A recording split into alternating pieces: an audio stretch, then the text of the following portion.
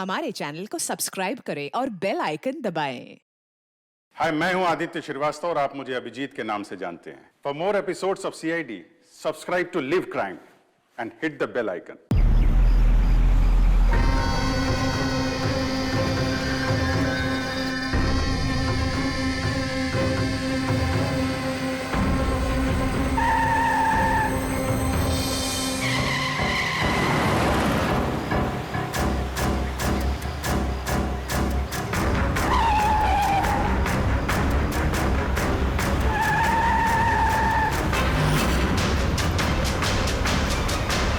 चलती गाड़ी में सोना अच्छी बात नहीं है।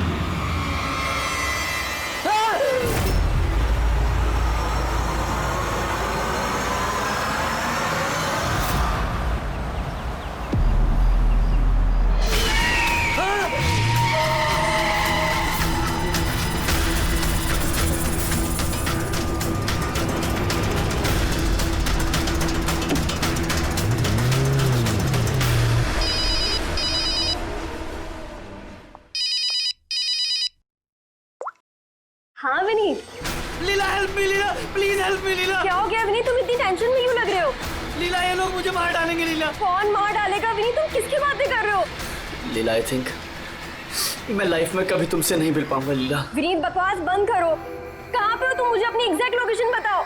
मैं सेबस्टन रोड पे हूँ, पुराने पोस्ट ऑफिस के पास। विनीत एक काम करो, तुम वहीं पे रुको, मैं टैक्सी लेके अभी वहीं पे तुम्हें लेने आती हूँ। हेलो लीला। हेलो विनीत, तुम ठीक हो? फोन को भी हेलो लीला। ये फोन को भी अभी कटना था।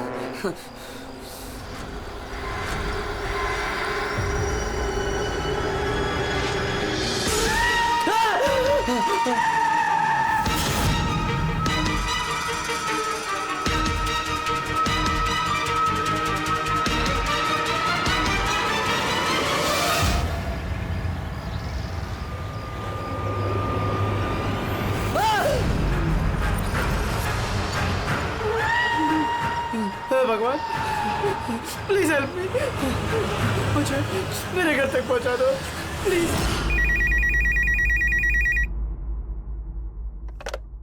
Hello, CID bureau. Hello ma'am, ma'am please मेरी मदद कीजिए। मैम मेरे पति इस वक्त बहुत बड़ी मुसीबत में है। क्या सब क्या हुआ आपके पति को? मैम उनकी जान खतरे में है, कोई उन्हें मारना चाहता है। मैम प्लीज उन्हें बचा लीजिए प्लीज। क्या वो इस वक्त आपके साथ है? नहीं मैम, मैम वो इस वक्त अपनी गाड़ी में है। वो सेबेस्टियन रोड के पास जो पुराना वाला पोस्ट ऑफिस है वहाँ पे। अच्छा सुनिए मैम, देखिए हमारे 2 ऑफिसर्स उसी एरिया में हैं। आप हमें आपकी गाड़ी का डिटेल दीजिए। वाइट बैक्स्टर है और गाड़ी का नंबर है 2536। मैम आप उन्हें बचा तो लेंगे ना? आप फिक्र मत कीजिए, आपके पति को कुछ नहीं होगा।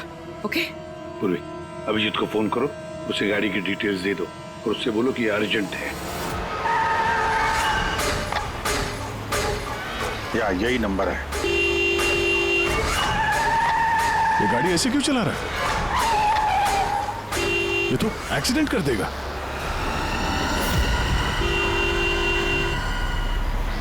मुझे माफ कर दो, मुझे माफ कर दो, मैं मरना नहीं चाहता, मुझे माफ कर दो।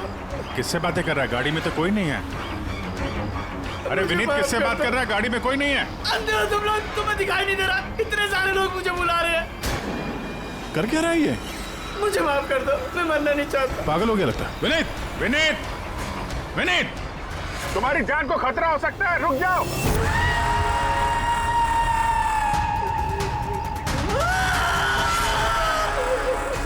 अंकल मेरे साथ खेलो ना, बहुत मजा आएगा। विनीत गाड़ी रोको, साइड में लगाओ।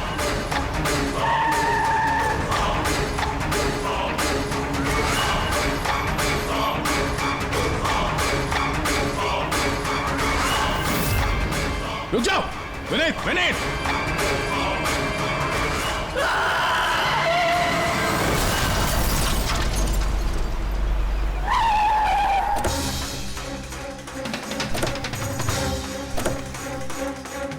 विनीत। ओह नो, ये तो मर चुका है। स्मेल है।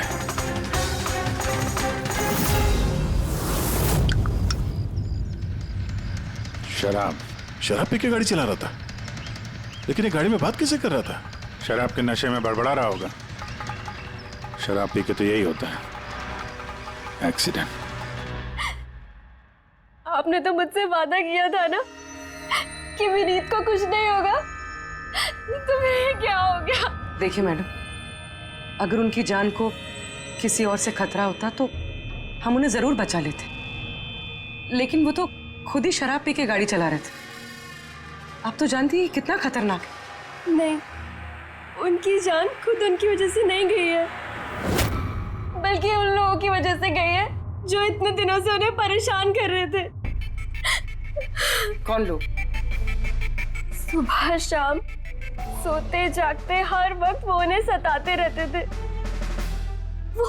वो इतना ज्यादा परेशान हो गए थे कि उन्होंने अपने बिजनेस पे भी पूरी तरह से ध्यान देना बंद कर दिया था। किन लोगों की बात कर रही हैं आप? जरा साफ साफ बताइए। मैम, विनीत की मौत हमारे सामने हुई थी और उस वक्त कार में उसके अलावा और कोई भी नहीं था, तो उसकी मौत का दोष आप किसी और को कैसे दे सकती हैं? क्योंकि उनका खून हुआ है। मर्डर है ये, मर्डर। मर्डर हुआ है? आप जानती हैं किसने किया ये? आत्माओं ने। भले ही आप लोगों ने वो आत्माएं नहीं देखी होगी, लेकिन विनीत उन्हें साफ साफ देख सकते थे। सीआईडी आत्माओं को नहीं मानती। आप भी मानते सर। अगर आपने तो 2 हफ्ते पहले वाला नजारा देखा होता।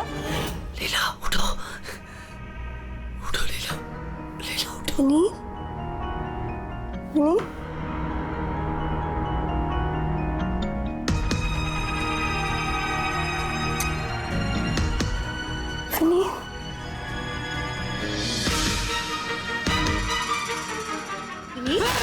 लीला, क्या हुआ विनीत?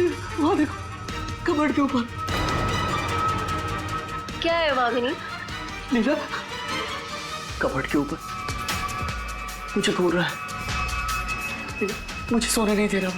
विनीत, वहाँ पे कुछ नहीं है, कुछ नहीं है वहाँ पे। तुमने ना जरूर कोई बुरा सपना देखा है। चलो आगे सो जाओ। मैंने कोई सपना नहीं देखा और वो देखो अभी भी घूर रहा है और तुमको दिख क्यों नहीं रहा यार?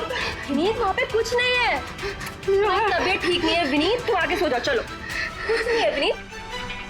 मैंने ना बुरा सपना देखा इसलिए ये सब हो रहा है। सॉरी सॉरी, मुझे माफ कर दो प्लीज। एक मिनट, ये विनीत किस चीज के लिए माफी मांग रहा था? ये तो मुझे भी नहीं पता सर। विनीत काम क्या करता था? सर, उनकी कंपनी हॉस्पिटल्स में मेडिकल इक्विपमेंट सप्लाई करती थी। आप श्योर है कि वो विनीत का खून आत्मा नहीं किया? सर, मुझे पहले तो नहीं लगता था, क्योंकि ना तो मैंने कभी कोई आत्मा देखी थी और न ही कभी मैंने उनकी आवाज सुनी थी। लेकिन बाद में मुझे विनीत की बातों पे यकीन होने लगा कि वो सच कहता था।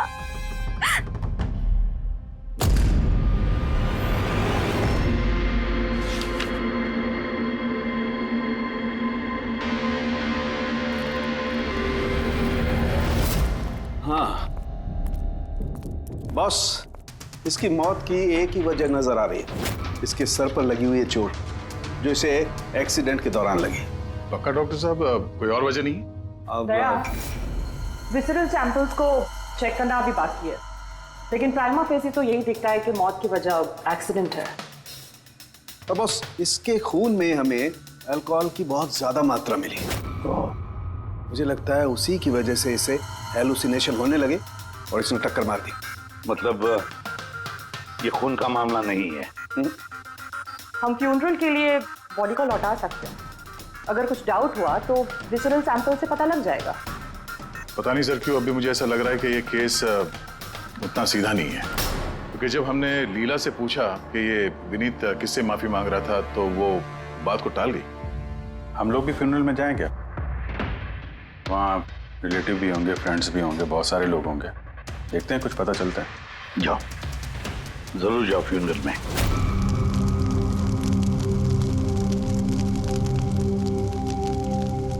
अच्छा हुआ मर गए, ऐसे गलत लोगों के साथ ऐसा ही होना चाहिए। तुमने बिल्कुल ठीक कहा, इसकी मौत इससे बदतर होनी चाहिए थी। बस अब उस दिन का इंतजार है जब उन दोनों की भी चिता जलते हुए देखूंगा। उस दिन तुम सबको बहुत बड़ी पार्टी दूंगा मैं। क्या प्रॉब्लम क्या तुम्हारी? हाँ? यहाँ पर एक आदमी की चिता जल रही है, शौक मनाने के बजाय जश्न मनाने की बात करो तुम लोग। क्यों ना मनाऊं जश्न? अरे असली जश्न तो उस दिन मनेगा जिस दिन ये दोनों भी अग्नि की भेंट चढ़ेंगे। वो दोनों अग्नि की भेंट चढ़े या ना चढ़े, तुम सीआईडी के हत्थे जरूर चढ़ोगे। सर अगर आप लोग सीआईडी से हैं तो आपको मुजरिमों का साथ देने के बजाय हम लोगों को इंसाफ दिलाना चाहिए सर। एक मिनट, कहना क्या चाहते हो? पूरी बात बताओ। सर मेरा नाम रोहित है और मेरे पिताजी पर्पल हॉस्पिटल में एडमिट थे। डॉक्टर सर वो वेंटिलेटर पे। डॉक्टर, नर्स डॉक्टर का रिलैक्स। मेरे पिताजी मर रहे हैं वहाँ पे, प्लीज डॉक्टर को बुलाइए प्लीज। क्या हुआ? क्यों शोर मचा रहे हो? शोर ना मचाऊं तो क्या करूं? मेरे पिताजी मर रहे हैं वहाँ पर और आपका स्टाफ यहाँ बैठकर मक्खियाँ मार रहा है। आप शांत हो जाइए प्लीज, आप जाइए पेशेंट के पास, हम आते हैं। मैम प्लीज जल्दी कीजिए प्लीज। हाँ गजब हो गया, सारे के सारे वेंटिलेटर्स एक एक करके बंद हो रहे हैं। यस मैम, हमारे 2 इंटर्न्स मैनुअली ऑक्सीजन दे रहे हैं कुछ पेशेंट्स को। मैम हर पेशेंट के साथ ऐसा नहीं हो सकता, अगर वेंटिलेटर्स ठीक नहीं हो तो पेशेंट मर जाएंगे। धीरे बोलो। अरे ये हॉस्पिटल के रेपुटेशन का सवाल है, अगर मरीजों के घर वालों को पता चल गया है ना फिर बवाल हो जाएगा। डॉक्टर आप प्लीज 2 मिनट का वक्त दीजिए, हम सोल्यूशन। मैम एक एक करके सारे वेंटिलेटर्स बंद हो रहे हैं। बाकी के वार्ड्स में चेक करो। Okay ma'am. अरे वो सप्लायर विनीत को फोन करो ना, वो ही अभी कुछ कर सकता है, बस टेंशन लेने की जरूरत। डॉक्टर महक हुआ क्या है ये सर? वेंटिलेटर बंद हो रहे हैं सारे। आप प्लीज शांत रहिए, मैं बात करती हूँ ना। सर एक एक करके सारे वेंटिलेटर्स बंद हो गए। क्या ऐसे कैसे हो सकता है? तो किसी हॉस्पिटल में फोन करो ना, वहां से मंगवाओ। अरे राजा फोन लगाओ और मैं एक काम करूँ, टेक्नीशियन जो यहाँ पर है उसको बुलाओ। राजा क्या हो गया तुम्हें सुनाई नहीं देता? सर क्या आप कह रहे हैं? आप लोग क्या डिस्कशन में टाइम वेस्ट कर रहे हैं? मेरे पिताजी मर जाएंगे वहाँ पर। प्लीज जल्दी आइए प्लीज। बस आते ही है please. Ma'am very bad news, 2 patients की जान चली गई है, 5 पेशेंट्स बहुत क्रिटिकल कंडीशन में हैं। सर अगर आज हम लोगों का परिवार हमारे साथ नहीं है तो उसके जिम्मेदार सिर्फ और सिर्फ ये 3 लोग हैं, विनीत, महक और राजा। ये विनीत तो इक्विपमेंट सप्लाई करता था ना? जी सर। और ये महक राजा? सर जिस दिन ये हादसा हुआ उस दिन महक डॉक्टर इंचार्ज थी और राजा हॉस्पिटल का एडमिन संभालता था। ये सिर्फ राजा और महक आए हॉस्पिटल से या और लोग भी आए वहाँ के? आए ना सर, वो हेड नर्स परिणीता, वो शेखर जो कि मेंटेनेंस में, और वो डॉक्टर केदार इस हॉस्पिटल के मालिक। ठीक है, अभी शांत हो जाओ, हम इस मामले के तह तक जाएंगे। अगर तुम्हारे पिताजी के साथ नाइंसाफी हुई है तो उन्हें इंसाफ जरूर मिलेगा।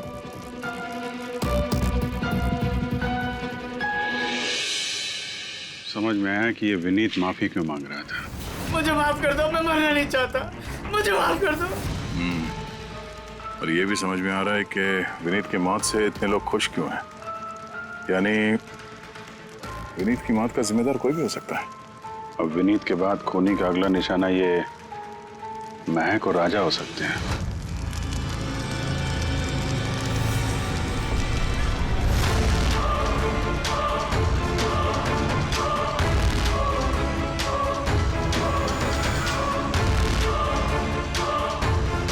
मुझे माफ कर दो।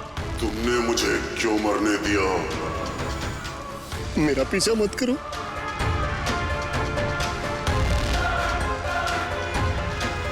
ये बात किससे कर रहा है? मेरा पीछा मत करो। उन्हीं काल्पनिक लोगों से जिससे विनीत बात कर रहा था। शायद ही तू मुझे बचा सकती थी, जो मरने दिया मुझे। तुम भी मरने के लिए तैयार हो जाओ। और ये महक भी सहमी से लग रही है। छोड़ो, छोड़ो मुझे, छोड़ो मुझे, आग में मत खींचो। मेरी कोई गलती नहीं है। छोड़ो, छोड़ो, छोड़ो, छोड़ो मुझे, छोड़ो, छोड़ो, मत खींचो मुझे आग में। छोड़ो, क्या कर रहा है? इधर आओ। क्या कर रहे हो यार? हैं? मैं बस परेशान हूँ, इसमें आप लोग क्या कर सकते हैं? मुझे खुद ही निपटना होगा अपनी परेशानी से। आप इधर आओ, थोड़ा दूर हट जाओ इधर से। तो बहुत सारे लोग हैं जो विनीत की मौत की खबर सुनकर खुश हो गए हैं। हाँ सर, और अब वो महक और राजा की मौत की खबर सुनना चाहते हैं। राजा और महक, इनका बर्ताव भी कुछ नॉर्मल नहीं लग रहा था सर। काफी डरे डरे से लग रहे थे, विनीत की तरह। सर, विसरल सैंपल्स की रिपोर्ट आ गई है। ग्रेट। कोई गड़बड़ है? हाँ, एक आम इंसान का खून जितना लाल होता है, विनीत का खून उससे बहुत ज्यादा लाल था। ओह, अब समझ में आया कि विनीत को आत्माएं क्यों नजर आ रही थी। क्यों सर? पूर्वी, जब इंसान का खून जरूरत से ज्यादा लाल हो तो इसका मतलब ये होता है कि वो इंसान बहुत ज्यादा लंबे समय तक कार्बन कंपाउंड के संपर्क में रहा, और इस कार्बन कंपाउंड की वजह से ही उसे हेलुसिनेशन आते हैं, जबरदस्त किस्म के। तो मतलब किसी ने जानबूझकर विनीत को इस कार्बन कंपाउंड के संपर्क में लाया हो, जिसकी वजह से विनीत की दिमागी हालत खराब हो गई, जो उसकी मौत का कारण भी बन गई। सर, खूनी को ये कार्बन कंपाउंड मिला कहां से होगा? हमारे आसपास हर जगह कार्बन कंपाउंड फैला हुआ है। मॉडर्न जिंदगी में हम जितनी भी मशीनों का इस्तेमाल करते हैं, वो सब की सब, लगभग सब की सब कार्बन कंपाउंड निकालती हैं। हाँ, कोई भी मशीनों के साथ छेड़खानी करके ऐसी साजिश कर सकता है। तो कार में बैठने के ठीक पहले विनीत ऐसे किसी केमिकल के संपर्क में आया होगा, जिसकी वजह से उसे ये हेलुसिनेशन वगैरह हो रहे थे। बिल्कुल बॉस, गाड़ी के एग्जॉस्ट सिस्टम को चेक करना चाहिए, गड़बड़ वही हुई है।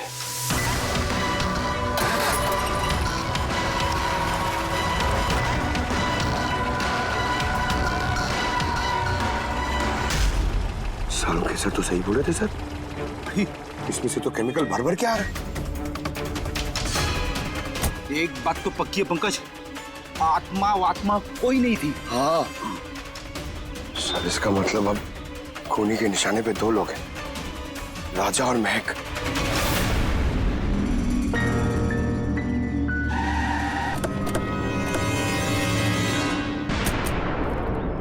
फ्यूनरल में राजा का बर्ताव ठीक नहीं था, अभी भी उसकी मानसिक स्थिति ठीक नहीं है।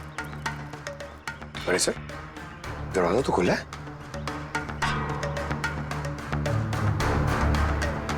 ये खूनी राजा तक पहुंच तो नहीं गया? ये क्या माहौल है? कैंडल्स,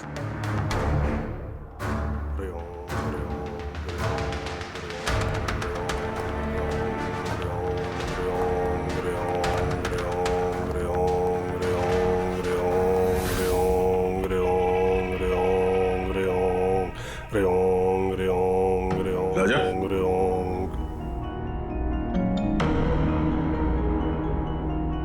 आप ठीक हो?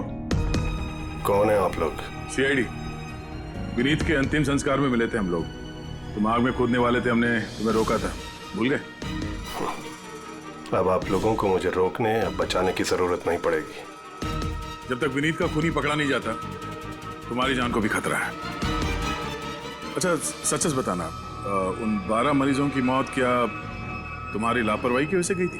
खबरदार जो मुझ पर ऐसा गंदा और झूठा इल्जाम लगाया तो। मैं निर्दोष हूं और कोई नहीं मरा मेरी वजह से। शांत शांत। राजा बड़ी मुश्किल से शांत हुआ है, इसे गुस्सा मत दिलाइए। आपकी तारीफ? श्लोक नाम है मेरा। मैं राजा की इस बुरे वक्त से बाहर निकलने में मदद कर रहा हूं। ओह, तो आप साइकियाट्रिस्ट हैं? साइकियाट्रिस्ट नहीं, साइकिक, मीडियम। इस दुनिया और दूसरी दुनिया के बीच एक पुल समझ लो। दूसरी दुनिया? दूसरी कौन सी दुनिया?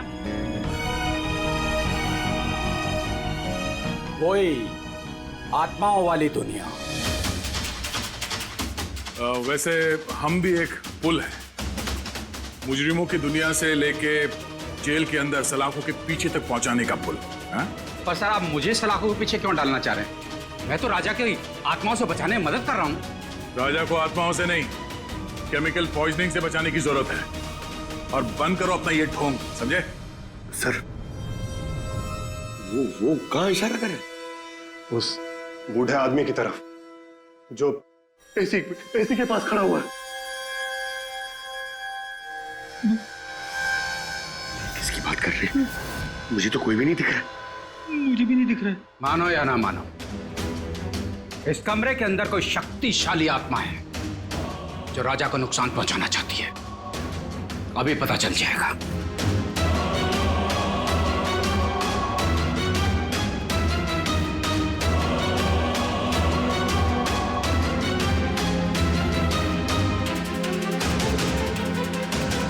मीटर से आत्मा देखेंगे?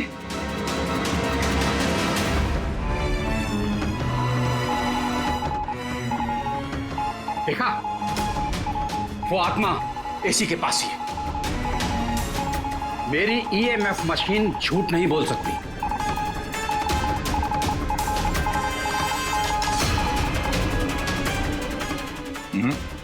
पर हमारा भी ये मीटर गलत नहीं हो सकता, समझे?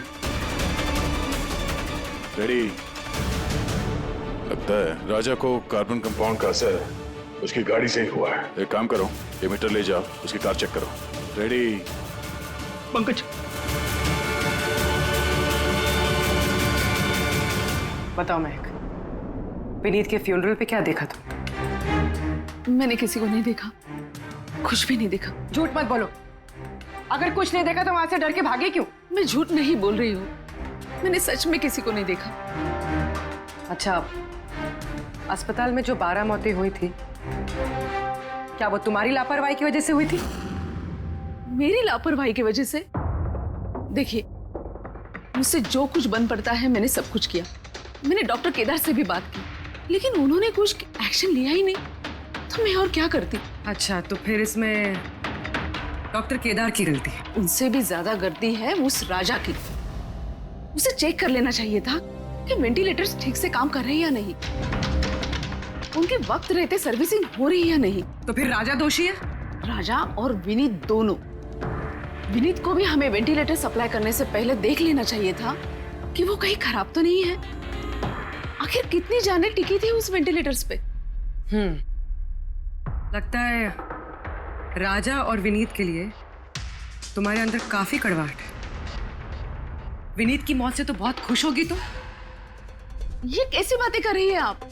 बिल्कुल भी नहीं। मैं एक डॉक्टर हूँ और मेरा काम पेशेंट्स की जान बचाना है। किसी की मौत से मैं कैसे खुश हो सकती हूँ?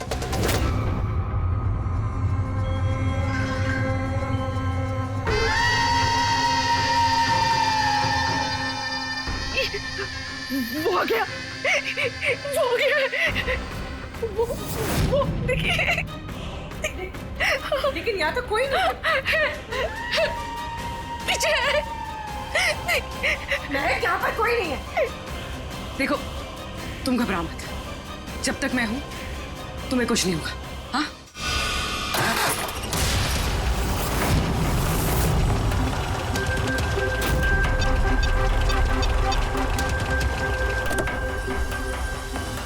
कार के एसी में तो कार्बन कंपाउंड नहीं है। घर के अंदर देखते, चलो।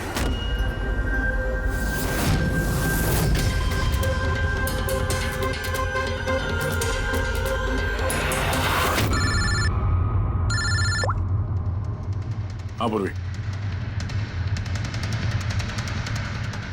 महक के घर पे कोई केमिकल नहीं मिला? ठीक है, जब तक वो खूनी पकड़ा नहीं जाता तुम उसके साथ ही रहो, ठीक है? सर, हाँ, कार्बन कंपाउंड यहाँ पे भी नहीं है। कहीं कोई केमिकल नहीं मिलेगा। विज्ञान की दुनिया और केमिकल की दुनिया के अलावा भी कोई दूसरी दुनिया है। मानो या ना मानो। चुप, वो बंद। और जब तक बोलने को नहीं कहा जाए मुंह खोलना नहीं। राजा जी, आपको डरने की कोई जरूरत नहीं है। हम लोग हैं यहाँ पर। जब तक वो खूनी पकड़ा नहीं जाता सीआईडी आपके साथ ही रहेगी। मुझे सीआईडी की जरूरत नहीं है, ये है ना मेरी सुरक्षा करने के लिए। यार ये कैसे हो सकता है? ना राजा के घर में केमिकल मिला, ना महक के घर में केमिकल मिला, कैसे हो सकता है? सर, हमने राजा के घर को अच्छी तरह से चेक किया, एक एक कोना देखा, गाड़ी भी चेक की, कहीं कुछ नहीं मिला। हाँ मगर दया, अगर कोई केमिकल का इस्तेमाल ही नहीं हुआ है तो फिर राजा और मैं को हेलुसिनेशन हुए कैसे? कोई तो वजह होनी चाहिए। और सर, जिस तरीके से विनीत के कार के एसी में केमिकल का इस्तेमाल किया गया है, ये किसी नौसिखिया का काम नहीं लगता है। तो कोई एक्सपर्ट। एक काम करते हैं, बनने वालों के घरों में देखो, शायद कोई ऐसा आदमी हो जो केमिकल्स के बारे में अच्छी जानकारी रखता हो, कोई केमिकल्स में एक्सपर्ट। और हाँ, हॉस्पिटल के वो स्टाफ को बुलाओ।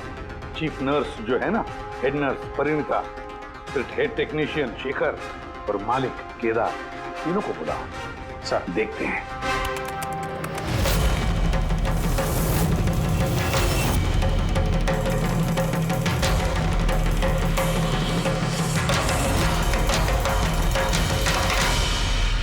तुम्हारा नाम शेखर है? Yes sir. हॉस्पिटल के हेड मैकेनिक, मेन टेक्नीशियन, मतलब हॉस्पिटल में जब भी किसी मशीनरी में प्रॉब्लम्स आ जाते तो पहले तुम्हें पता चलता है। जी हाँ सर। तो हॉस्पिटल के वेंटिलेटर्स खराब हो गए थे, ये तुम्हें पता नहीं था? सर पहले से पता था। तो फिर किया कुछ नहीं क्यों? बताया क्यों नहीं किसे? हाँ सर इसमें मेरी कोई गलती नहीं है। तो फिर किसकी गलती? सर मैंने महक को पहले से ही बता दिया था वेंटिलेटर्स के बारे में, कि वेंटिलेटर्स में प्रॉब्लम हो रही है और वो कभी भी खराब हो सकते हैं। तो ये वेंटिलेटर्स बंद होने से पहले तुमने बताया था?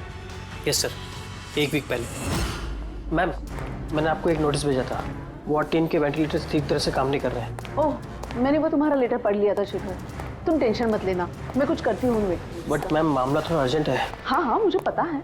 डॉक्टर महक। यस मैम, आपको अकाउंट्स डिपार्टमेंट में इमीडिएटली बुलाया है। हाँ ओके चलो। Okay ma'am. Don't worry Shekhar, मैं कुछ ना कुछ करूँगी पक्का। बट सर उन्होंने मेरी बात को सीरियसली लिया ही नहीं। हाँ, महक ने वेंटिलेटर्स खराब होने पर पेशेंट्स को बहुत बचाने की कोशिश की, मगर राजा सर इतने घबरा गए कि कुछ कर ही नहीं पाए। शेखर जी, तुम कितना सच बोल रहे हो, कितना झूठ, ये तो हम पता लगा ही लेंगे। सर महक की कोई गलती नहीं है, उसने मुझे वेंटिलेटर्स खराब होने के बारे में पहले ही बता दिया था। लेकिन आपने क्या किया? सर मैंने हॉस्पिटल के एडमिन हेड को बता दिया था, राजा को, क्योंकि हॉस्पिटल के जितने भी ये मशीनरी है उनकी देखरेख की जिम्मेदारी एडमिन हेड की होती है सर। तो आपने एडमिनिस्ट्रेटिव हेड राजा को बता दिया और आपकी जिम्मेदारी खत्म हो गई। आप मालिक है ना इस हॉस्पिटल के, तो जिम्मेदारी खत्म कैसे होती है आपकी? सर मैंने अपनी जिम्मेदारी निभाई, तभी तो मैं खुद गया राजा के केबिन में। राजा। जी सर। ये सब क्या कर रहे हो? अरे ये सब जरूरी नहीं है, इतने सारे मरीजों की सांसें वेंटिलेटर के भरोसे चल रही हैं, तुम यहाँ बैठे हो, अरे कुछ करो ना। जी सर, मैं अभी सप्लायर से बात करके वेंटिलेटर बदलवा देता हूँ। प्लीज प्लीज जल्दी करो। जी सर मुझे समझ में नहीं आ रहा कि उन्होंने वेंटिलेटर्स बदलवाए क्यों नहीं। मैं हैरान हूँ सर, कोई भी केदार जी पे उंगली उठा नहीं रहा है। हर कोई राजा, विनीत और महक के पीछे पड़ा हुआ है। वही तो, हॉस्पिटल के मालिक है ना केदार जी, तो पूरी की पूरी जिम्मेदारी भी केदार जी तुम्हारी है। लेकिन सर अब मैं खुद जाके तो रिपेयर नहीं कर सकता ना वेंटिलेटर। सर मेरा काम है कि कंसर्न डिपार्टमेंट को इन्फॉर्म करना, और सर वो मैंने कर दिया। बल्कि मैंने विनीत से खुद बात करी, मैंने उससे कहा कि अगर ये रिपेयर हो सकते हैं तो रिपेयर करे, वरना इनको चेंज कर दे, और उसने कोई एक्शन ही नहीं लिया। उसने कोई एक्शन नहीं लिया, उसने कोई एक्शन नहीं लिया। आपने क्या एक्शन लिया? और नाम भी ले रहे हो तो विनीत का जो मर चुका है, या राजा का जो जवाब देने की हालत में नहीं है। सर जो सच था वो मैंने आपको बता दिया, अब वो मानना ना मानना सर आपके हाथ में है। परिणीता। जी सर। हॉस्पिटल की हेड नर्स, तो तुम हॉस्पिटल के बारे में सब कुछ जानती होंगी। जी सर। तो फिर अब सच सच बताओ, ये जो कुछ भी हुआ है किसकी लापरवाही से हुआ है? बताओ जल्दी। हाँ सर, बताती हूँ। मेरे साथ धोखाधड़ी करने की कोशिश मत करना राजा। और हाँ, अगर मशीनों में कोई फिजिकल डैमेज है वो वारंटी में नहीं आता। अगर तुमको नए वेंटिलेटर चाहिए तो पूरी कॉस्ट पे करनी होगी, समझा? मैंने तुमसे घटिया इंसान आज तक अपनी जिंदगी में नहीं देखा। अब ना तो हमारा हॉस्पिटल तुमसे कोई सामान लेगा और ना ही शहर का कोई दूसरा हॉस्पिटल। सुनो, ये धमकी किसी और को देना, जानता नहीं तुझे मैं कौन हूँ, जो करना है कर ले।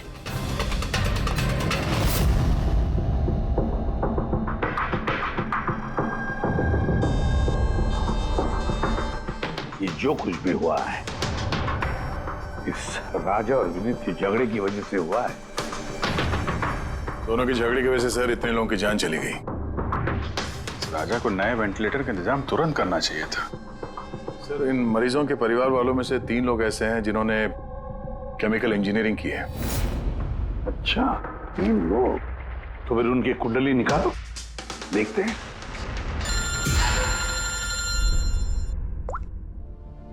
Hello ACP Pradyuman. What?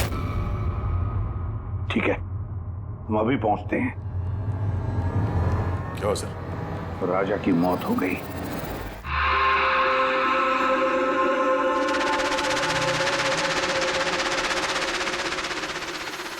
दया, मौत तो इसकी सर पे चोट लगने की वजह से हुई। लगता है छत से कूद गया है। जरूर हेलुसिनेशंस इतने भारी पड़ गए होंगे कि तिल मिलाकर राजा ने ऊपर से छलांग लगा दी। और तुम ख्याल रखने वाले थे ना इसका? ये ख्याल रखा तुमने? हाँ? सर राजा तो एकदम शांत तरीके से हो गया था। मुझे क्या पता था कि अचानक उठ जाएगा और खुदकुशी कर लेगा। जिस वक्त ये सब हुआ तुम कहाँ थे? हाँ? सर मैं दूसरे कमरे में सो रहा था, तभी मुझे राजा के जोर जोर से चीखने की आवाज सुनाई दी। मुझे इन आत्माओं को नहीं झेलना, मुझे इसे निजात चाहिए, आजादी चाहिए।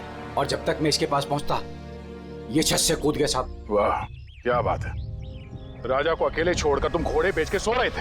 हाँ? मैंने तो कमर कस ली थी कि नहीं सोऊंगा, पर न जाने कैसे नींद आ गई।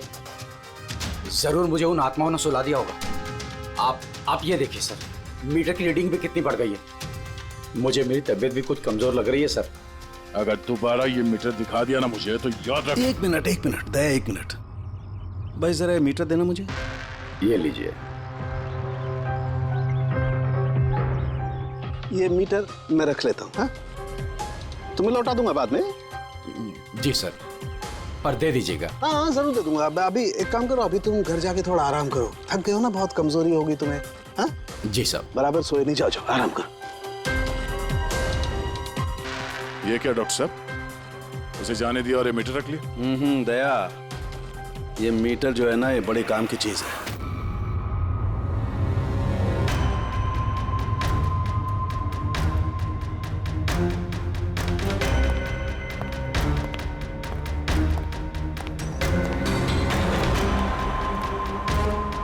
इस रूम में चेक करता हूं। हाँ सर। नहीं, ऊपर चलते हैं।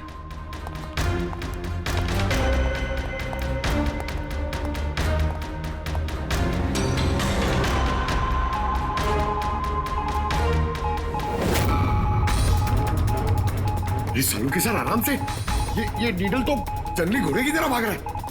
माय गॉड, हम यहाँ पर ऐसे नहीं खड़े रह सकते दया, हमें प्रोटेक्टिव गियर्स पहनने पड़ेंगे। Protective gears? वो किस लिए सर? अरे अपनी सुरक्षा के लिए।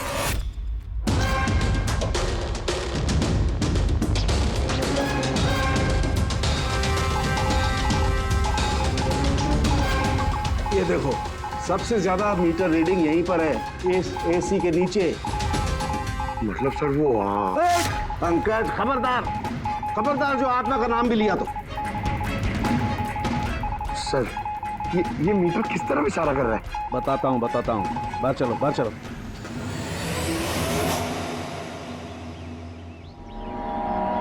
देखा दया, ये है EMF, इलेक्ट्रोमैग्नेटिक फील्ड डिटेक्ट करता है ये। इलेक्ट्रोमैग्नेटिक फील्ड्स, ये तो आजकल सभी इलेक्ट्रॉनिक अप्लायंसेस में होता है सर, टीवी, फ्रिज, एसी में। बिल्कुल दया, लेकिन उन अप्लायंसेस का EMF हिडन होता है, छिपा हुआ होता है, ताकि लोगों पर बुरा असर ना हो। कैसा बुरा असर? इसकी वजह से लोगों को नौशिया हो सकता है, जी घबरा सकता है, बेचैनी हो सकती है, और अगर ज्यादा देर तक संपर्क में रहे तो हेलुसिनेशन होना भी कोई बड़ी बात नहीं है। ओह, मतलब राजा को ये हेलुसिनेशन किसी केमिकल की वजह से नहीं हुआ है, अपने घर के इलेक्ट्रॉनिक अप्लायंसेस की वजह से हुआ है, क्योंकि उसका वो EMF ढका हुआ नहीं था। बिल्कुल। इसका मतलब है सर किसी ने ये जानबूझ के छेड़छाड़ की है इसमें? हो सकता है दया, वैसे ही राजा को अंदर से पछतावा महसूस हो रहा था, दुखी था बेचारा कि वो मरीजों को बचा नहीं पाया, इसीलिए हेलुसिनेशन उसे पछतावा के रूप में दिखाई देने लगे। शायद इसी पछतावे की वजह से इस विनीत की भी मौत हो गई। बिल्कुल। और वो अशोक, उससे भी कमजोरी इसीलिए महसूस हो रही थी क्योंकि वो भी काफी देर तक इस ईएमएफ के संपर्क में था। यहाँ पे वो कार्बन कंपाउंड नहीं मिला घर में। मिलेंगे कैसे थे? क्योंकि यहाँ तो ईएमएफ का इस्तेमाल हो रहा था और सबसे ज्यादा रीडिंग मुझे बेडरूम के एसी में मिली। इसका मतलब बेडरूम के एसी में छेड़छाड़ हुई। फिर तो उस महक के घर में भी ईएमएफ। ओह नो, हमें तुरंत पूरी को इन्फॉर्म करना होगा।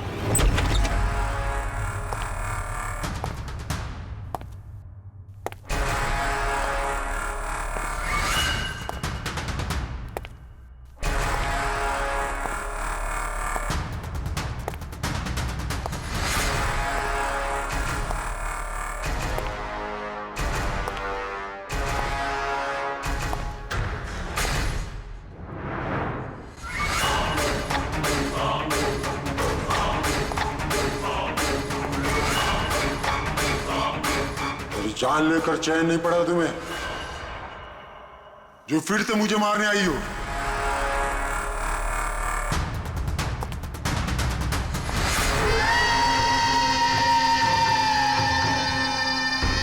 तुम?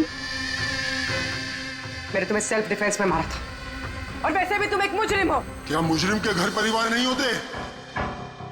तुम्हारी वजह से मेरी बेटी अनाथ हो गई और ये खून देख रही हो, सब तुम्हारी वजह से। आज मैं तुम्हें नहीं छोड़ूंगा। देखो मेरे पास मत आना, मैं मार दूंगा। आज मैं तुम्हें नहीं छोड़ूंगा। मेरे पास मत आना, मैं कहती हूँ मार दूंगी। मैं कहती हूँ मेरे पास मत आना, मार दूंगी। क्या कर रही तुम? छोड़ो से। सवाल आदमी क्या? सर यहाँ पे सर रोकिए इसे, ये मुझे मारना चाहती है। पहले यहाँ से बाहर निकली, जल्दी आउट ऑफ हियर प्लीज, जल्दी फास्ट। ये हैं वो 3 लोग जिनका संबंध केमिकल इंजीनियरिंग से है। सुहास, दीपक और किशोर। खूनी इनमें से कोई भी हो सकता है। नहीं अभिजीत, कार के एसी में केमिकल फिक्स करना अलग बात है और इलेक्ट्रोमैग्नेटिक फील्ड को इतनी होशियारी के साथ इस्तेमाल करना अलग बात है। मुझे लगता है ये कोई ऐसा आदमी है जिसे साइंस की, मेडिकल साइंस की बहुत अच्छी जानकारी है, या तो कोई डॉक्टर या कोई साइंटिस्ट। जिसने भी किया उसने पूरा बंदोबस्त किया था इस इलेक्ट्रोमैग्नेटिक फील्ड का कि ये महक और राजा दोनों कायम के लिए उस ईएमएफ के असर में रहे हैं। हो सकता है जब ये दोनों हॉस्पिटल में अपना काम कर रहे थे तब भी ये ईएमएफ वहां पर प्रेजेंट था। तो फिर सर शायद हॉस्पिटल के किसी मशीन के साथ भी छेड़छाड़ की गई होगी। बिल्कुल दया, बिल्कुल। और ये करने वाला वही है, हॉस्पिटल का अंदर वाला। तो ये वो जगह है जहाँ पे महक और राजा बैठा करते थे। जी हाँ। और कौन कौन आ जा सकता था इस कमरे में? सर सिर्फ स्टाफ वालों को अंदर जाने की परमिशन थी, वो भी अगर कोई काम हो तो। मतलब बाहर का कोई आदमी यहाँ नहीं आ सकता? नहीं सर, यहाँ तक कि मरीजों को भी अंदर जाने की इजाजत नहीं थी। उसका मतलब तो ये हुआ कि स्टाफ का ही कोई है, मतलब आप में से कोई एक खूनी है। ये आप कैसे कह सकते? ये हम नहीं कह रहे हैं, ये ईएमएफ मशीन कह रही है जिसने हमें सब कुछ बता दिया है। और इस ईएमएफ मशीन के हिसाब से इस एसी के साथ छेड़छाड़ की गई थी। इसका मतलब है राजा और महक को मारने की कोशिश की गई थी, मगर बेचारा राजा मारा गया। एसी के साथ छेड़छाड़? क्या कह रहे हैं आप लोग? हमें तो कुछ समझ में नहीं आ रहा। ये बात इस कमरे में मौजूद वही इंसान समझ सकता है जो खुद खूनी है। और वो आज यहाँ एक प्रोटेक्टिव गियर पहन के आया है ताकि इलेक्ट्रोमैग्नेटिक फ्रीक्वेंसी से उसे कोई नुकसान ना हो। क्यों? कौन है वो?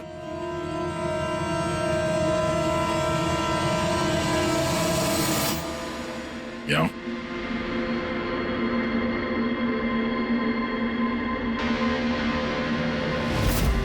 फैशन सेंस तो बहुत अच्छा है तुम्हारा शेखर। कपड़े के अंदर ये सुरक्षा कवच। तुम्हारे सारे पत्ते खुल चुके हैं शेखर। हमने तुम्हारे बारे में सब कुछ पता लगा लिया है। तुम ही यहाँ पे सिर्फ ऐसे टेक्नीशियन हो जो एसी के साथ छेड़छाड़ कर सकते हैं। अब जल्दी बताओ, क्यों किया तुमने ऐसा? हाँ, मैंने किया ये सब। और क्या गलत किया अगर मैंने महक, विनीत और राजा पे इल्जाम लगाया तो? इन लोगों की वजह से 12 मरीजों की मौत हुई जो मुझसे देखा नहीं गया। और मैंने सोचा कि इन लोगों को भी वैसी ही मौत मिलनी चाहिए जैसे उन 12 मरीजों को मिली। इसलिए मैंने ईएमएफ और कार्बन कंपाउंड के जहर का इस्तेमाल किया ताकि इन लोगों को ऐसी मौत दे सकूं। मौत नहीं, एक भयानक मौत। और ये मेरा इंसाफ था। इंसाफ करने का हक सिर्फ कानून को है, किसी और को नहीं, समझे? तुम जानते थे उस केमिकल के इस्तेमाल से उन लोगों को हैलुसिनेशन होगा।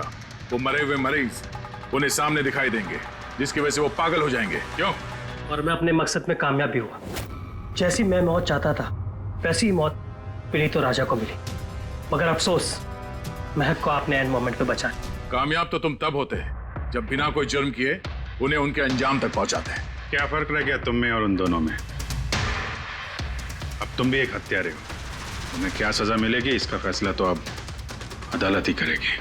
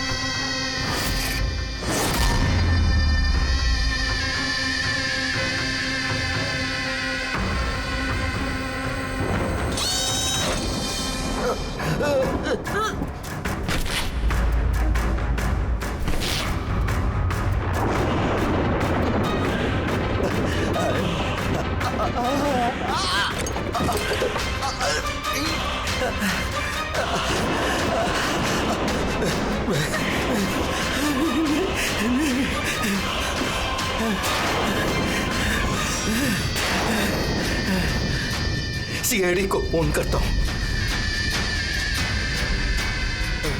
हाँ मदन जी।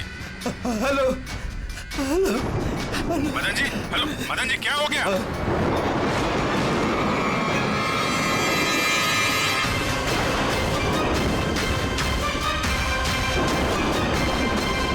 नहीं नहीं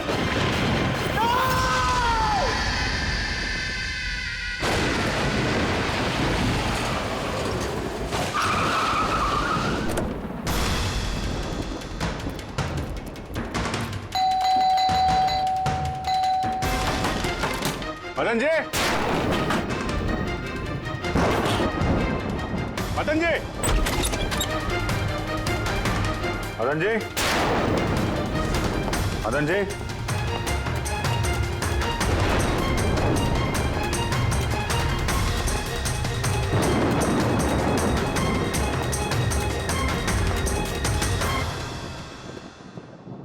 दे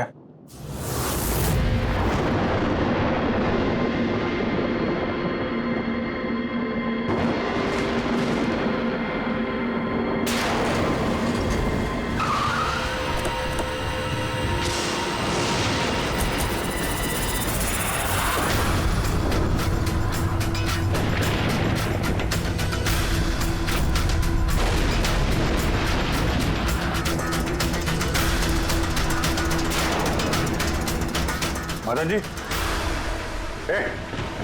कौन है? कौन है? कौन है?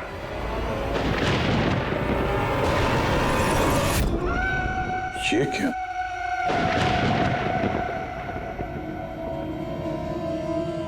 पुतला?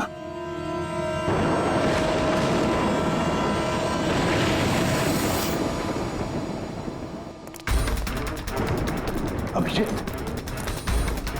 सर, आने में देर हो गई।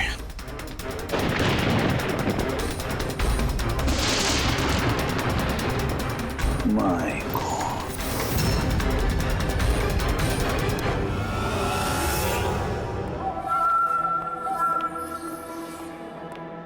ये लीजिए। आराम से आराम से।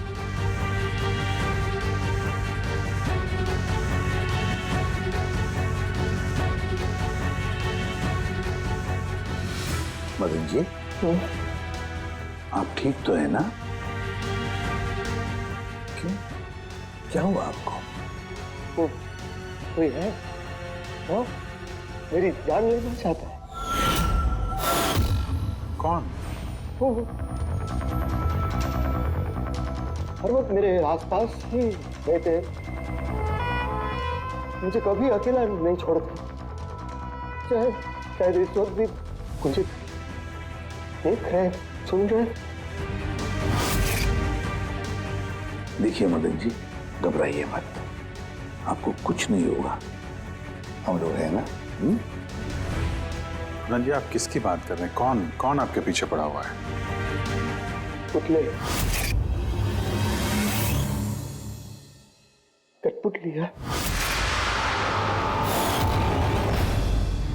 कठपुतली है? हाँ, नहीं मतलब वो टाइप की नहीं, मतलब जो बेजान हो, किसी के इशारे पे नाचे। ये कठपुतलियाँ बातें करती, मदन जी, बोलती है, खुद चलती फिरती।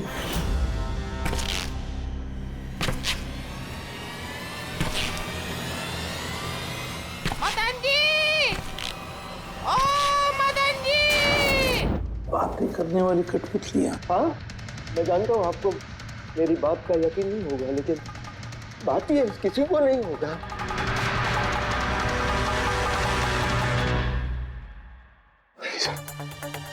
आपने ऐसी कठपुतलियों के बारे में सुना है? नहीं। जानते हैं कुछ दिन पहले मेरे साथ क्या हुआ था? उस दिन मेरा बर्थडे था, घर की बेल बजी, मुझे लगा मेरे दोस्त मुझे मिलने आए हैं।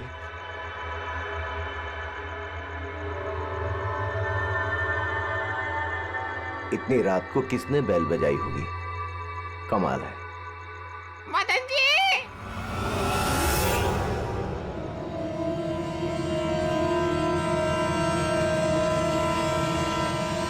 कौन? दिखाई नहीं दे रहा, मैं हूँ।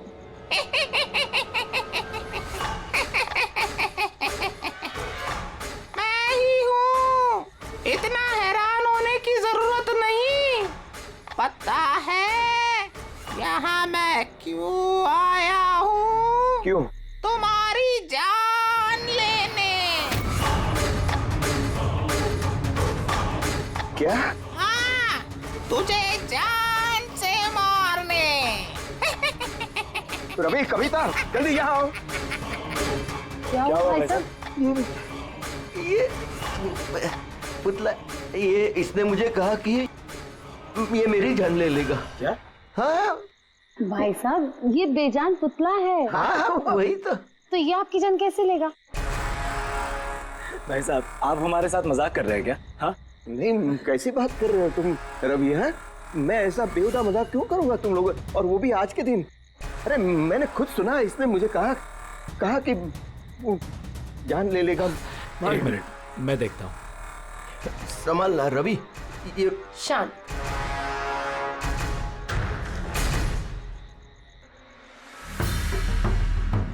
भाई साहब, लगता है शायद आपके साथ किसी ने मजाक किया है। इस लकड़ी के पुतले के अंदर किसी ने शायद स्पीकर फिट किया होगा। चेक करो, कहीं स्पीकर होगा।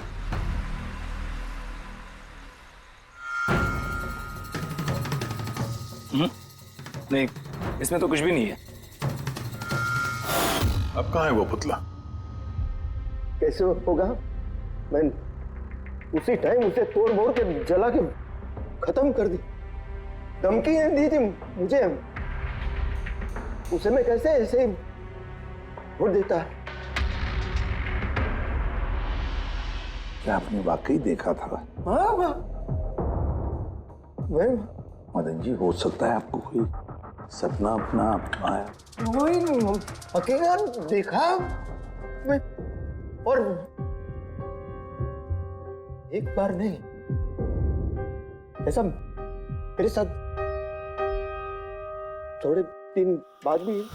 मुझे लगता है कि मदन जी को मारने का सबसे अच्छा तरीका ये है कि उनके सीने में चाकू घोंप दिया जाए। उससे तो पूरा फर्श खून से गंदा हो जाएगा। सबसे बेस्ट तरीका है मदन जी को जहर दिया जाए। एक काम करते, क्यों ना उनका गला ही दबा दिया जाए। तो आप ही बता दीजिए मदन जी, आप कैसे मरना पसंद करेंगे?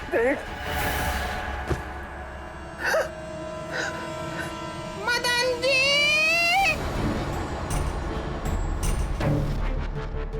कहाँ चले?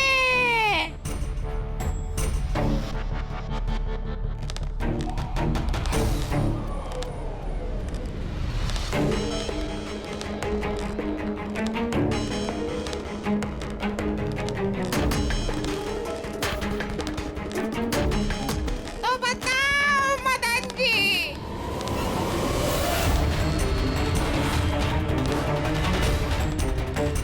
कौन से तरीके से मरना चाहोगे? बोलो मदन जी, बोलो।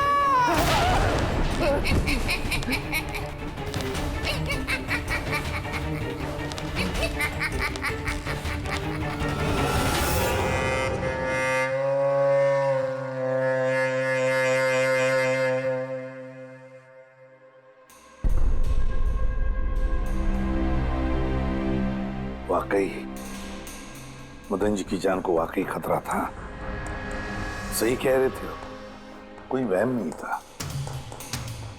सर मतलब ये मदन जी का खून इस कठपुतली ने किया? क्या बकवास कर रहे हो यार? कठपुतली खून थोड़ी ना कर सकती है। तो फिर खून किसने किया होगा? उसी ने फ्रेडी, उसी ने जो कठपुतली का खेल खेलना जानता है। तो जब हम लोग यहाँ पर आए तब कठपुतली के हाथ में ये चाकू था। सारे सबूत तो इसी की तरफ इशारा कर रहे हैं। खून इसी ने किया है। भैया भैया प्लीज प्लीज, ये भैया को। सर इस पुतले ने खून नहीं किया। एक मिनट, आप लोग कौन हैं? सर मैं कविता हूँ, इनकी पत्नी, और ये मदन भैया हैं, इनके बड़े भाई, ये रवि हैं। तो आप लोग अब तक क्या कर रहे थे? कहाँ थे आप? सर आज हमारी मैरिज एनिवर्सरी है, इसलिए हम बाहर डिनर के लिए गए थे। हमने मदन भैया को भी कहा था साथ में आने के लिए, लेकिन उन्होंने मना कर दिया। और ये सब आप कह रही थी कि मदन जी का खून इस पुतले ने नहीं किया? हाँ सर, इस पुतले ने खून नहीं किया। आप जानती हैं खूनी को? मुझे पूरा यकीन है, इनका खून शार्दुल ने किया है। वो इनसे बदला लेना चाहता था। ये शार्दुल है कौन? किस बात का बदला लेना चाहता था? शार्दुल एक पेंटाकोलिस्ट और वॉइस ओवर आर्टिस्ट था। मदन भैया और रवि के बड़े भैया अंकुश भैया के बचपन का दोस्त। अंकुश भैया को शार्दुल से बचपन से ही बहुत लगाव था। जब उन्होंने देखा कि शार्दुल जिंदगी में कितनी ठोकरें खा रहा है, तो 5 साल पहले उन्होंने अपना घर शार्दुल को दे दिया ताकि वो वहां से अपना थिएटर ग्रुप चला सके। हालांकि वो लोग कभी अंकुश भैया को किराए के पैसे नहीं दे पाए, मगर अंकुश भैया को इस बात से कभी कोई तकलीफ नहीं हुई, क्योंकि वो जानते थे कि इस कला में इतने पैसे नहीं हैं। शार्दुल और उनके स्टूडेंट्स अंकुश भैया के घर से ही अपनी पेंटाकोलिस्ट की प्रैक्टिस किया करते थे। कठपुतलियों से बातें करवाने की इस कला का घंटों बैठकर रियाज किया करते थे। तो एक चीज तुम लोग अच्छे से समझ जाओ, वेंट्रिलोक्विज्म की कला आसान नहीं है, लेकिन ये इतना भी मुश्किल नहीं है। इस कला को करने की तकनीक इसके नाम में छिपी है।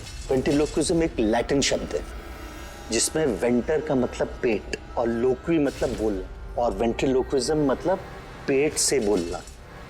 जैसे हेलो गौरव, कैसे हो तुम? फिर एक दिन अंकुश भैया गुजर गए और सब कुछ बदल गया।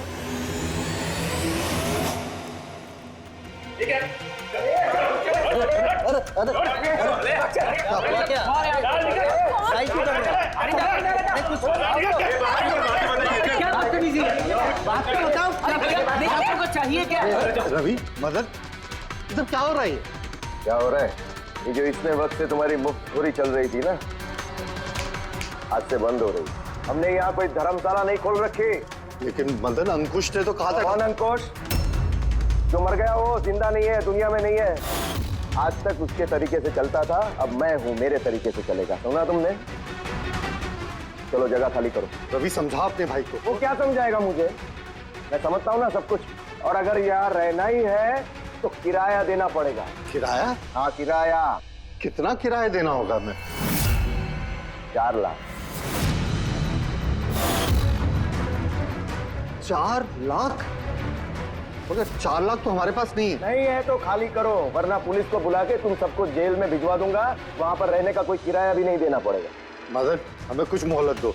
हम इतनी जल्दी कहाँ जाएंगे? मोहलत कुछ नहीं मिलेगी। बहुत सुन लिया मैंने, बहुत देख लिया तुम लोग का तमाशा। निकलो निकलो यहाँ से। अरे 1 मिनट, जब तक आज तक का तुम किराया मुझे नहीं देते, ये जो सामान तुम्हारा पड़ा है ना, और ये क्या है कठपुतलियां, वो सब मेरे कब्जे में रहेगी। अगर तुम ये भी हमसे छीन लोगे तो हम तुम्हारा किराया कैसे चुकाएंगे? वो मैं नहीं जानता। सर ऐसा मत कीजिए सर, हम आपके सारे पैसे चुका देंगे सर, प्लीज। सर आपको ये सब बेजान कठपुतलियां लगती हैं, मगर हमारी जिंदगी बसी है इन सब में। ए भाई ट्रेजेडी किंग, ये सब तुम्हारा मेलोड्रामा है ना, मेरे अंकुश भाई के पास चलता है, मेरे सामने नहीं।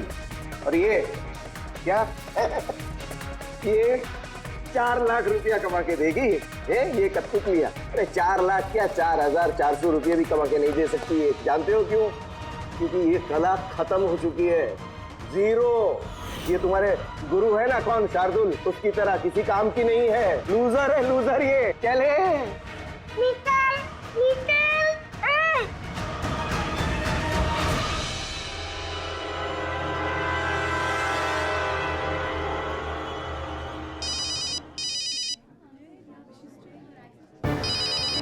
ये भी ना।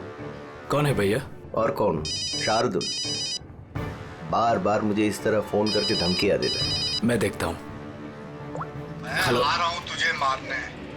अब तेरी जिंदगी कुछ ही दिन की मेहमान है। हेलो भैया, मेरे ख्याल से हमें पुलिस के पास जाना चाहिए। पुलिस डिपार्टमेंट में मैं किसी को जानता हूँ, शायद वो हमारी मदद करे। हाँ भैया, मुझे बिल्कुल भी उम्मीद नहीं थी कि शार्दुल इतना सनकी निकलेगा। हमें पुलिस के पास जाना चाहिए। कोई फायदा नहीं, ये शार्दुल अपने मोबाइल से फोन नहीं कर रहा, कोई लैंडलाइन नंबर से कर रहा है। Landline number? मैं पता लगाता हूँ ये नंबर कहाँ का है। क्या? ये क्या बोल रहे हो तुम? हाँ सही बोल रहा हूँ, ये नंबर इस हॉस्पिटल के मॉर्ग रूम का है। शार्दुल मुझे मॉर्ग रूम से धमकी भरे फोन क्यों करेगा? इस नंबर से इन लोगों को धमकी भरा कॉल आ रहा है। कल रात को भी आया, आज सुबह भी, लगातार 3 दिनों से आ रहा है। कौन कर रहा है ये कॉल? सर इस फोन से किसी को भी फोन करने की इजाजत नहीं है। मैं सारा दिन यहीं पे रहता हूँ, इस फोन से किसी ने भी कोई कॉल नहीं किया। तो फिर तुमने किया होगा फोन? साहब मैं क्यों फोन करूंगा, मैं तो आप लोगों को जानता भी नहीं हूँ। हाँ तो हो सकता है तुमने शार्दुल के कहने पे किया हो। क्या नाम दिया आपने? शार्दुल। शार्दुल? ये है शार्दुल, जानते हो इसे? ये आप लोगों को कैसे कॉल कर सकता है? क्यों नहीं कर सकता कॉल?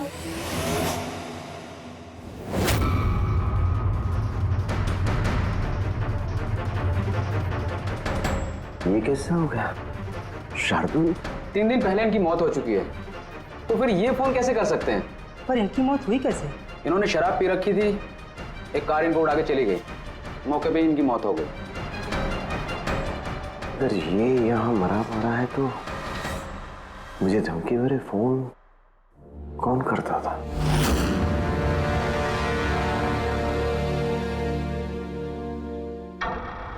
सर पुलिस रिकॉर्ड के मुताबिक तो ये सारे कॉल्स मौके लैंडलाइन से आए थे। लेकिन मौका फोन लाइन तो कोई इस्तेमाल कर ही नहीं रहा था, फिर ये सब कैसे? पूर्वी अच्छी तरह से चेक करो, देखो चक्कर क्या है, मामला गड़बड़ है। सर इन्हें कुछ पता नहीं चलेगा। आप ऐसा क्यों कह रही हैं? क्योंकि सीआईडी जिंदा इंसानों को पकड़ सकती है, आत्माओं को नहीं। और मैं जानती हूँ ये सब शार्दुल की आत्मा ने किया है। देखिए आत्मा जैसी कोई चीज नहीं होती है।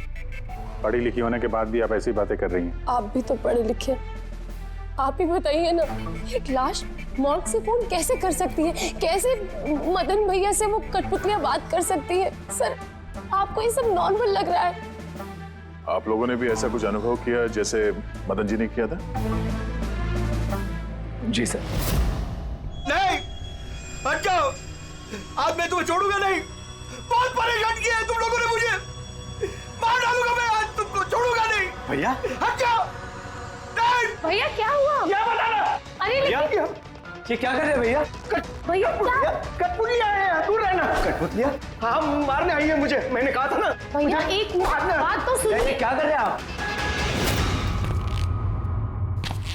रवि, ये आवाज ऊपर से आ रही है। हाँ, लेकिन ऊपर तो कुछ भी नहीं है, बस स्टोर रूम है और एक बंद पड़ा हुआ कमरा है। Store room?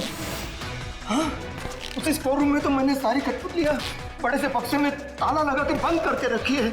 कठपुतलियां? क्या वो सारी बाहर आ गई? कैसे? क्या?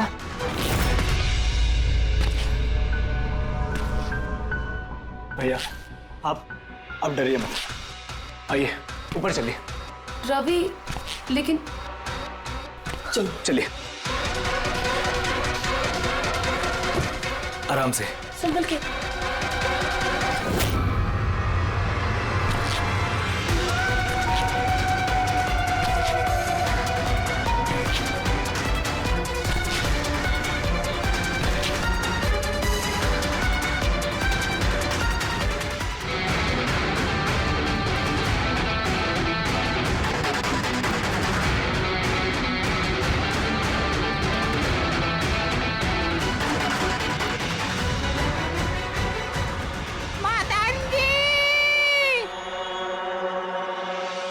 भाई साहब, आवाज इस कमरे से आ रही है। आइए।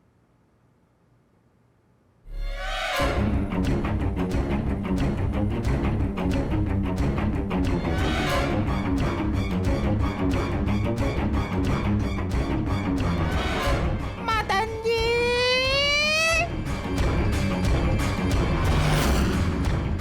मदन जी, कैसा लगा मुझे मिलके? सोचा मारने से पहले मिल तो लूं। मैंने कहा था बातें करते हैं। सर, मदन भाई साहब ने सभी कठपुतलियों को बक्से में बंद करके रखा था, लेकिन पता नहीं ये कठपुतलियां कहां से बाहर आ गई हैं। हमें वो बक्सा भी देखना है और वो कमरा भी जहाँ पर लोगों ने वो कठपुतली देखी थी। कहाँ है? सर, दोनों कमरे ऊपर ही है सर। चलिए दिखाइए। आइए सर।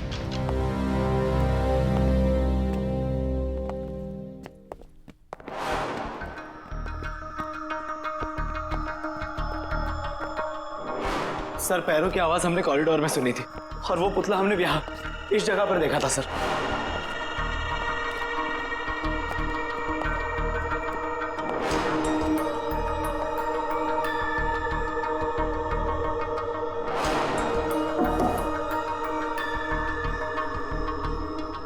ये कमरा एकदम खाली क्यों है? सर, मैंने सोचा था कि यहाँ पर ट्रेडमिल और बाइसिकल रखूंगा और थोड़ी एक्सरसाइज करूंगा, पर कभी टाइम ही नहीं मिला।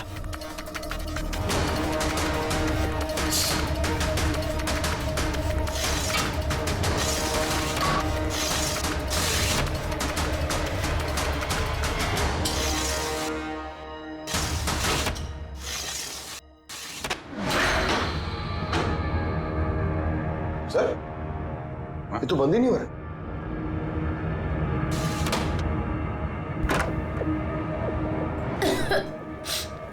आइए सर।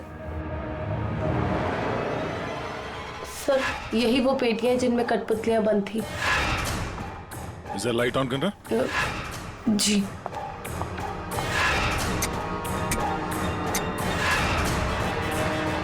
सर, ये कमरा बहुत दिन से बंद है तो शायद बल्ब खराब हो गया।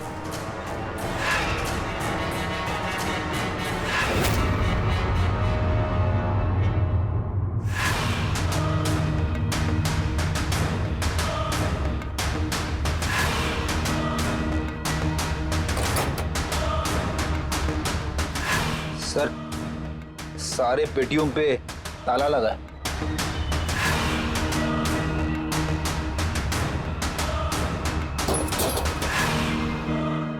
मगर ये ताले मजबूत नहीं है, कोई भी इसे आसानी से खोल सकता है।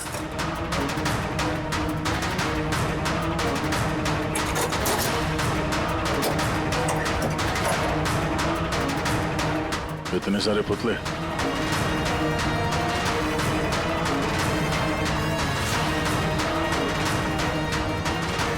देखे जरा, इसमें कोई मैकेनिज्म फिट तो नहीं है।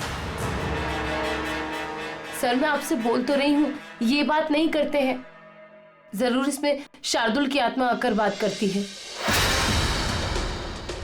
अंदर कोई मैकेनिज्म या कोई स्पीकर तो है नहीं जिससे आवाज आ सके।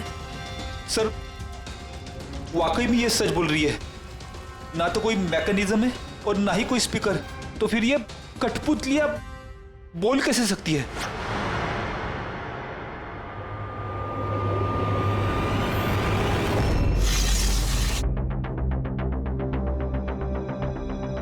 लॉक खराब है? लॉक खराब है सर। यहाँ से तो कोई भी आसानी से अंदर आ सकता है। सीढ़ी वीढ़ी लगाए या बाइक लगाए तो भी आसानी से ऊपर आ सकते हैं। और जो भी कोई आसानी से इस कमरे में आ सकता है वो बक्से में बंद पड़े कठपुतलियों को उठाकर बाहर ले जाकर कहीं भी रख सकता है, जैसे यहाँ रखा था तुम लोगों को डराने के लिए। सर मतलब कोई आत्मा नहीं है? अरे छोड़ो आत्मा, आत्मा कभी होती ही नहीं है। ये तो वही हो सकता है जिस घर का चप्पा चप्पा जानता है, चप्पा चप्पा जानता है, और तो और कठपुतलियों के बारे में भी अच्छी मालूमात रखता है। और ये हो सकते हैं शार्दुल के स्टूडेंट्स। शार्दुल के स्टूडेंट्स पता लगाना पड़ेगा ये शार्दुल की स्टूडेंट्स इस वक्त है कहां और कर क्या रहे हैं। हाय, मेरा नाम है फ्रीडा। मेरा नाम दीपेश। मेरा नाम है तरल। और मेरा नाम है लोचन।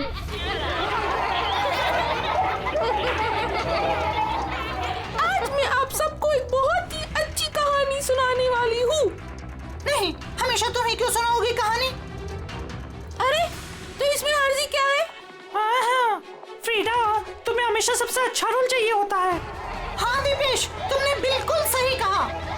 मेहनत हम करते हैं और फेमस तुम होती हो। तुम्हारी कठपुतली का भी यही कहना है।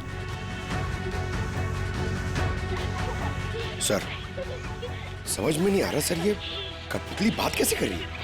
अरे पंकज, एक कला है आवाज बदलने की कला, इसे कहते हैं वेंट्रिकुलिज्म।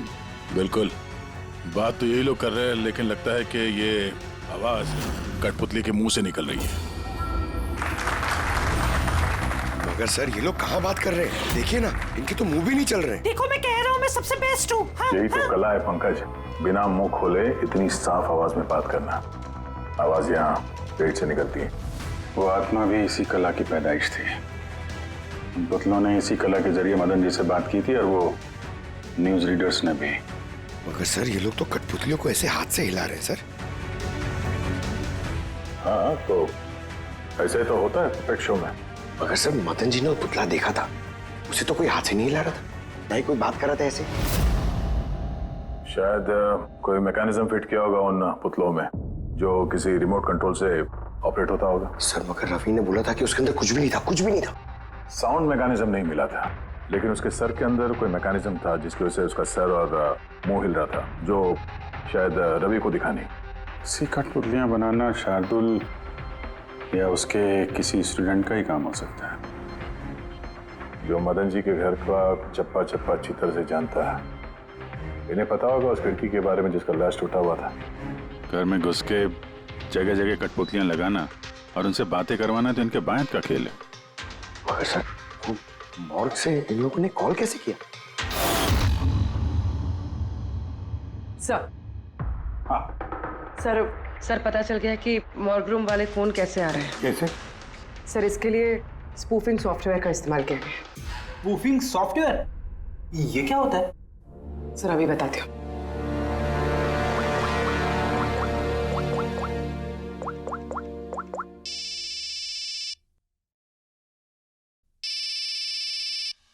अरे यार, मेरी वाइफ को भी अभी फोन करना था।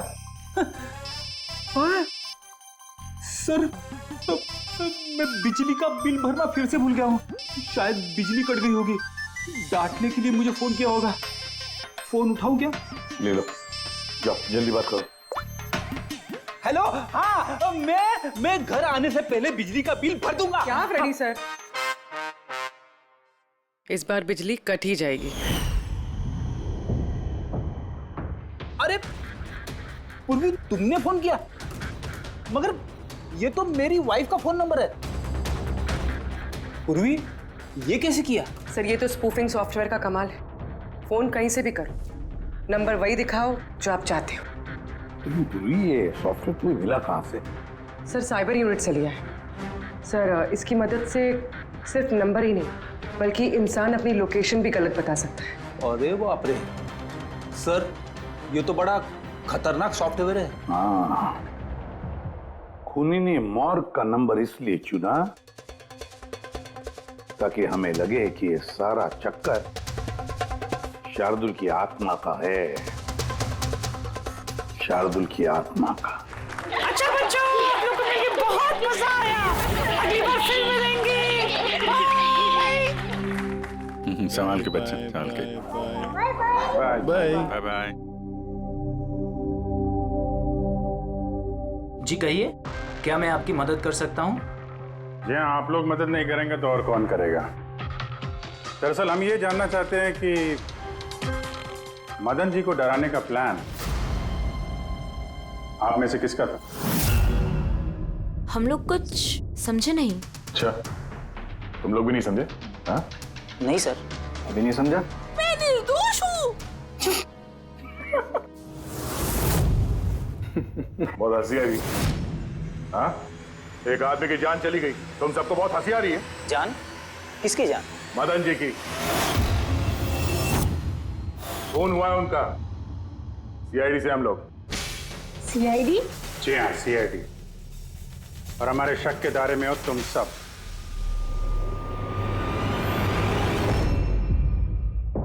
कल तुम लोग कहाँ थे?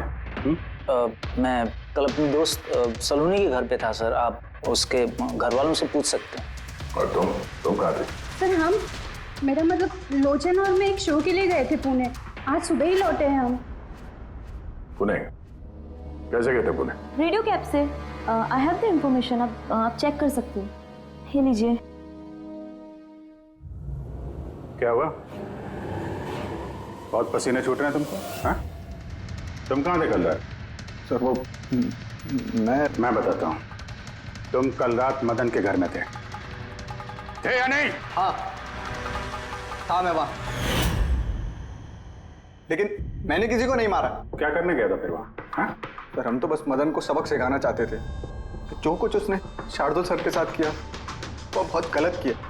और हाँ, आज अगर शार्दुल सर हमारे बीच नहीं है तो वो सिर्फ एक इंसान के कारण, वो है मदन। उनके कारण ही उन्होंने दारू पीना चालू किया और वक्त से पहले गुजर गए। तो तुम लोगों ने सोचा खून के बदले खून? नहीं नहीं सर, हम बस डराना चाहते थे। गौरव का प्लान था ये। हाँ सर, गौरव ने कल रात मुझे फोन करके बुलाया था तकरीबन 11:30-12 बजे के आसपास, लेकिन मैं थोड़ा लेट हो गया और 12:30 बजे पहुंचा।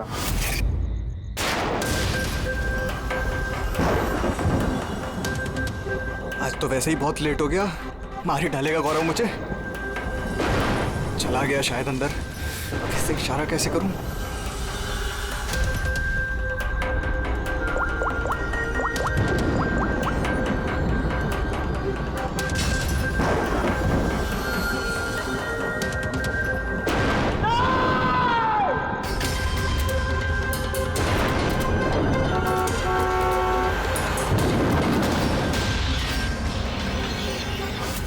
गड़बड़ तो हुई ना? मदन जी का खून हुआ रात में। सर मेरा इस खून से कोई लेना देना नहीं है। और गौरव का? सर ये तो गौरव ही बता सकता है ना। ठीक है, बुलाओ गौरव को। कहाँ है वो? गौरव तो फिलहाल गोवा में। गोवा? गोवा किस लिए? सर ये पता नहीं। उसको बचाने की कोशिश मत करना वरना खुद बच जाओगे, समझे? नहीं सर, ऐसी बात नहीं है। कल रात को जब मैंने उसे फोन किया तो उसका फोन बंद आ रहा था। आज सुबह उसका मैसेज आया मेरे पास। मैसेज? सर कल रात कुछ ऐसा हुआ जो नहीं होना चाहिए था। मैं गोवा पहुंच गया हूँ कुछ दिन छुपने के लिए। लेकिन ये गोवा पहुंचा कब और कैसे? जब हम लोग क्राइम सीन पे पहुंचे तो वो वहां पे था नहीं। हाँ, अगर हम मान भी ले कि जब हम लोग वहां पर पहुंचे उससे ठीक पहले वो वहां से निकला था, तो वो गोवा कैसे पहुंच सकता है? खून हुआ रात के 1 बजे, उसके बाद हम लोग वहां पहुंचे और रात को कोई फ्लाइट तो है नहीं गोवा जाने वाली। सर अगर फ्लाइट से नहीं और बस से या फिर गाड़ी से गया हो तो? नहीं पंकज, ड्राइव करके गोवा पहुंचने में कम से कम 12 घंटे लगते हैं और ये मैसेज आया है सुबह 9 बजे। मतलब गोवा पहुंचने से पहले ही उसने मैसेज कर दिया कि वो गोवा पहुंच चुका है। पंकज, जरा पता करो गौरव के मोबाइल की लास्ट लोकेशन क्या थी। नंबर देना गौरव का। ओके जी, थैंक यू। सर गौरव का आखिरी लोकेशन मदन जी का बंगलो ही था और कल रात 11:30 बजे उसका फोन बंद हुआ। 11:30? Hello, thank you sir. Gaurav Kumar नाम का कोई भी आदमी गोवा के किसी भी फ्लाइट में नहीं था, ना आज सुबह ना कल रात को। और तो और सर, ये किसी भी एयरपोर्ट के सीसीटीवी फुटेज में भी दिखाई नहीं दिया। मतलब अपना शक सही निकला, गौरव यही है उसने या फिर किसी और ने उसके फोन से ये मैसेज भेजा है कि वो गोवा गया है। लेकिन सर कोई ऐसा करेगा क्यों? वो तो अभी पता नहीं है फ्रेडी, लेकिन एक बात समझ में नहीं आ रही। गौरव जी को मदन जी को मारना था तो वो कभी भी मार सकता था, ये डराने का ड्रामा क्यों? ये चारों लोग मिलकर ये जो कठपुतली का गेम खेल रहे थे। और तो और जब उसने मदन जी को मारा तो इसके बारे में अपने दोस्तों को बताया भी नहीं। यहाँ पे कुछ पेच है। इसका एक ही मतलब है बॉस, या तो गौरव को हड़बड़ी में मदन जी को मारना पड़ा जब वो पकड़ा गया, या फिर खूनी गौरव नहीं कोई और ही है। सर अगर खूनी कोई और है तो फिर ये गौरव कहाँ है? हो सकता है खूनी ने गौरव को मार के उसे गायब कर दिया और हमारे सामने ऐसे सबूत डाल दिए जिससे हमें ये लगे कि वो हमसे छुप रहा है, गोवा में है। ये लॉक टूटा हुआ है। इसी खिड़की से गौरव और उसके साथी अंदर आते थे मदन जी को डराने के लिए। अगर ये गौरव कल रात यहाँ पे आया था उसके बाद से गायब है तो हो सकता है उसके साथ जो कुछ भी हुआ यही हुआ। अगर यहाँ उसके साथ कुछ हुआ है तो कुछ ना कुछ ट्रेसेस तो मिलने चाहिए। लुमिनल टेस्ट करके देखते हैं। पूर्वी सर,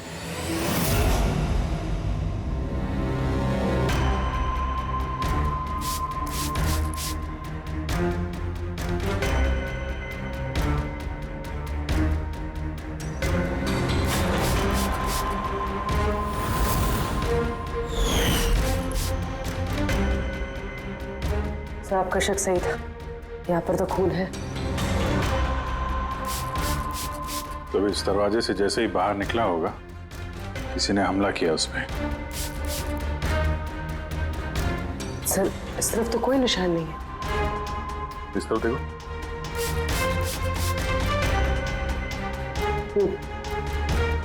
आगे देखो।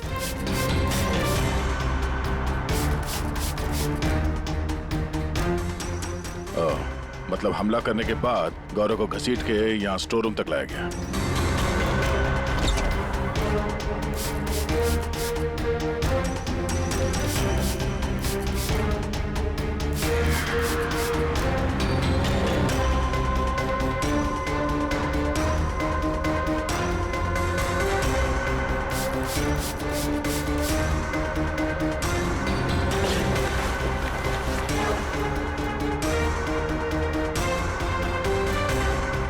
सर खून की बूंदें तो यहाँ तक है, मतलब गौरव को यहीं पर।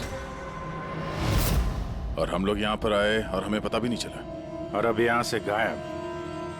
लगता है अब बॉडी को ठिकाने लगा रहे होंगे इस घर के लोग।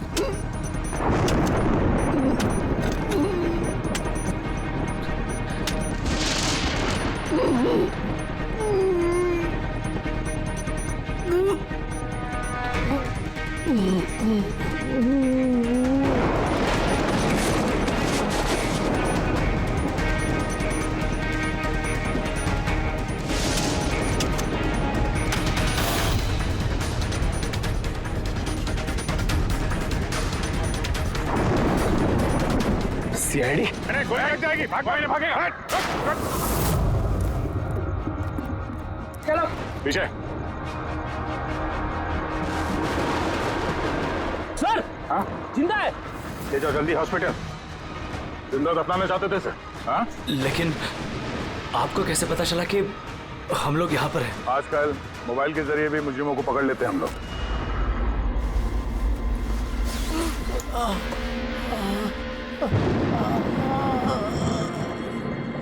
चल कौन लेके जाओ जल्दी। आजा।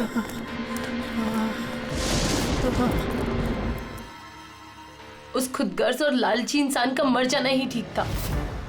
अंकुश भैया की मौत के बाद मदन भैया अकेले ही सारी प्रॉपर्टी हड़प जाना चाहते थे। हमें क्या मिलता? ठेंगा। हमने ये प्लान तब बनाया जब घर में वो कठपुतलियों वाले हादसे होना शुरू हुए।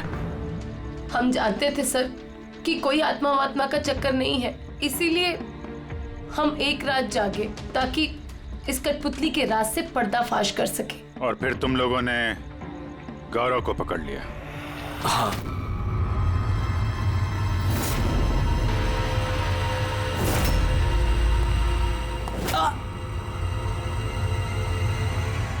गौरव से सारा सच उगलवाने के बाद हमने सोचा कि उनके इस कठपुतलियों वाले खेल का फायदा उठाकर हम मदन भैया को मार सकते हैं। इसलिए गौरव पर हमला करके उसे बक्से में छुपा दिया और फिर मदन जी का खून करके हमें गुमराह करने की कोशिश की, ये दिखाना चाह के खून पुतले ने किया है। हाँ? हमें मालूम था कि सीआईडी कभी भी आत्मा की कहानी और कठपुतलियों के खेल पर विश्वास नहीं करेगी और आपका सीधा शक जाएगा शार्दुल के स्टूडेंट्स पर, खास करके गौरव पे। और हमें गुमराह करने के लिए तुमने वो गोवा वाला मैसेज भेज दिया। हाँ, हमने सोचा कि आप पूरी जिंदगी भर गौरव को यहाँ वहाँ ढूंढते रहेंगे और हम उसे मारकर यहाँ दफना देंगे। पैसों के चक्कर में तुमने अपने भाई की जान ले ली। क्या करोगे इन पैसों का? अब ये पैसे ना तो तुम्हें जेल की सलाखों के पीछे जाने से बचा सकते हैं और ना शायद फांसी के फंदे से।